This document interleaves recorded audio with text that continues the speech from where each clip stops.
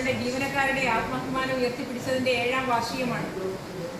നമ്മളുടെ ജീവനക്കാരൻ്റെ അവകാശമാണ് ശമ്പളം എന്ന ഒരു കോടതി വിധിയിലൂടെ നമ്മൾ ഭാരതത്തിലെ ഒട്ടാകെയുള്ള ജീവനക്കാരുടെ ശമ്പളമാണ് സംരക്ഷിച്ചിരിക്കുന്നത്. അതിന് കാരണക്കാര്, ആ ഒരു വിധി ഉണ്ടാവാൻ കാരണക്കാര് കേരള NGO സംഘ് മാത്രമാണ്. 2018 പ്രളയത്തിന്റെ മറവിൽ നമ്മുടെ ശമ്പളം പിടിച്ചെടുക്കാൻ നമ്മുടെ കേരള ഗവൺമെന്റ് ശ്രമിച്ചപ്പോൾ അതിനെതിരെ പോരാടി ഹൈക്കോടതിയിലും പിന്നീട് സുപ്രീം കോടതി വരെ പോരാടി നേടിയെടുത്ത ഒരു ചരിത്ര വിധിയാണ്. അത് സുവർണ്ണ ലിപികളിൽ ഈ കേരള സിവിൽ സർവീസ് ചരിത്രത്തിൽ എഴുതി ചേർക്കപ്പെട്ടതിന്റെ 7ാം വാർഷികമാണിന്ന്. അതിന് ഇന്ന് നമ്മുടെ സിവിൽ സ്റ്റേഷൻ പരിസരത്ത് വച്ച് ഒരു ശമ്പള സംരക്ഷണ പ്രതിജ്ഞ നടത്തുന്നുണ്ട്. അതിലേക്ക് എല്ലാവരുടെയും സഹകരണം അഭ്യർത്ഥിക്കുന്നു. കൂടാതെ നവംബർ 1 നമ്മുടെ കേരള സെക്രട്ടേറിയറ്റിന് മുന്നിൽ ഒരു പട്ടാപ്പകൽ പന്തം കൊളുത്തി ഒരു പ്രതിഷേധം നടത്തുന്നുണ്ട്. നമ്മളുടെ ശമ്പളവും DAയും അങ്ങനെയുള്ള ആനുകൂല്യങ്ങളെല്ലാം നമ്മൾക്ക് വച്ച് താമസിപ്പിക്കുന്നതിൽ നിർബന്ധിതമായി പിടിച്ചു വയ്ക്കുന്നതിൽ പ്രതിഷേധിച്ച് അതെല്ലാം ആവശ്യപ്പെട്ടുകൊണ്ടാണ് ആ സമരം നമ്മൾ നടത്തുന്നത്. അങ്ങനെയെങ്കിലും ഇതുവരെയും നമ്മളെ ജീവനക്കാരുടെ അവകാശങ്ങൾക്ക് കണ്ണു തുറക്കാത്ത ഈ ഒരു സർക്കാരിനെതിരെ ഇങ്ങനെയെങ്കിലും പട്ടാപ്പകൽ പന്തം കൊളുത്തിയാലെങ്കിലും അവരുടെ കണ്ണു തുറക്കണം എന്ന് ഒരു ആവശ്യപ്പെട്ടാണ് നമ്മൾ ആ ഒരു സമരം നടത്തുന്നത്. അതിലേക്കും എല്ലാ ജീവനക്കാരുടെയും പിന്തുണ ഞങ്ങൾ അഭ്യർത്ഥിക്കുന്നു. ഈ 9 വർഷക്കാലം നമ്മളുടെ 2019 ശമ്പള പരിഷ്കരണം 2021 നടത്തിയപ്പോൾ വെറും ഒരു ചെറിയ ഒരു DA നമ്മളുടെ സാലറിയിലേക്ക് കൂട്ടിക്കലർത്തി ഒരു ശരിക്കും നാടൻ ഭാഷയിൽ പറഞ്ഞാൽ ഒരു ഉഡായിപ്പ് ശമ്പള പരിഷ്കരണമാണ് നമുക്ക് നടത്തി കിട്ടിയത്. ആ ഒരു ശമ്പള പരിഷ്കരണത്തിൽ നമ്മളുടെ എന്തെല്ലാം ആനുകൂല്യങ്ങളാണ് സർക്കാർ പിടിച്ചെടുത്തത് എന്ന് നമ്മൾക്ക് അറിയാം.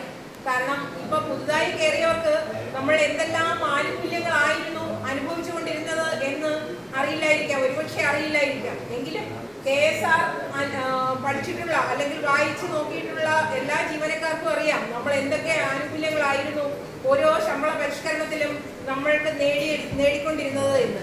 ഇതെല്ലാം ഒന്നാകെ മാറ്റിവെച്ച് അല്ലെങ്കിൽ പിടിച്ചെടുത്ത് വെറും ഒരു നാമമാത്രമായ ഒരു ശമ്പള വർധനവ് മാത്രം നടപ്പിൽ വരുത്തി ഒരു ശമ്പള പരിഷ്കരണമാണ് 2021 നമ്മൾക്ക് നൽകിയത്. ആ ശമ്പള പരിഷ്കരണത്തിന് ശേഷം എത്രയോ വർഷം നമ്മൾ 7% DA മാത്രം മേടിച്ചുകൊണ്ടിരുന്നു. അന്ന് ശമ്പള പരിഷ്കരണം നടത്തിയ ആ സമയത്തുള്ള DA 7% മാത്രം നമ്മൾ ഏതാനും മാസങ്ങൾ മുമ്പ് വരെ നമ്മൾ ആ ഒരു ശമ്പളമായിരുന്നു മേടിച്ചുകൊണ്ടിരുന്നത്.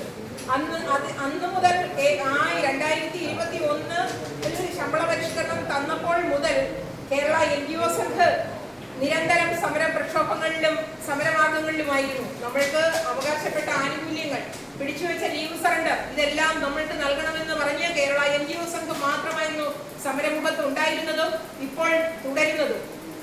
അന്നൊന്നും ഈ ആനുകൂല്യങ്ങളെ പറ്റി ബേജാറാകാതിരുന്ന ഭരണാനുകൂല സംഘടനകൾ എന്താണ് ഇപ്പോൾ മാത്രം ഈ ഒരു കഴിഞ്ഞ ദിവസങ്ങളിൽ മാത്രം അവര് ഈ ആനുകൂല്യങ്ങളെല്ലാം നമ്മൾക്ക് ലഭിക്കേണ്ടതല്ലേ എന്ന് അവർക്ക് ഭൂതോദയം ഉണ്ടായി. അവര് സെക്രട്ടേറിയറ്റിന് മുന്നിൽ ഒരു സമരാഭാസം എന്ന് തന്നെ പറയാം അതിന് നടത്തി. അത് വെറും ഒരു ജീവനക്കാരെ പറ്റിക്കാനുള്ള ഒരു നടപടി മാത്രമായിരുന്നു. അത് നമ്മൾക്ക് ബോധ്യമാവും. കാരണം ഇത്രയും നാൾ NGO സംഘ് മാത്രമായിരുന്നു സമരം നടത്തിയിരുന്നത്. പണിമുടക്ക് നടത്തി. അവർ നമ്മളുടെ പണിമുടക്കിനെ പരാജയപ്പെടുത്താൻ ജീവനക്കാരെ ഭീഷണിപ്പെടുത്തി.